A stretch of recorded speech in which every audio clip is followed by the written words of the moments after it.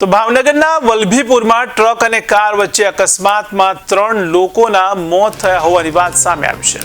ત્યારે એક જ પરિવારના 3 સભ્યોના મોત નીપજ્યા છે। તો ટ્રક ચાલકે કારને ટક્કર મારતા એકનું ઘટના સ્થળે મોત થયું હતું, ત્યારે 2 લોકોના સારવાર દરમિયાન મોત નીપજ્યા છે।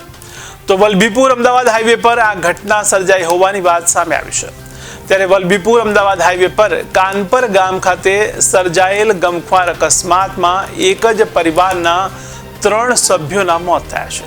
ત્યારે હાલ અમદાવાદ રહેતા પોતાના વતન બાબરા કારમાં જઈ રહ્યા હતા, તે સમયે ટ્રકે ફૂલ સ્પીડમાં પાછળથી કારને ટક્કર મારી હતી અને તેને કારણે કાર ફંગોળાઈ ગઈ હતી અને 3 લોકોના મોત થયા છે।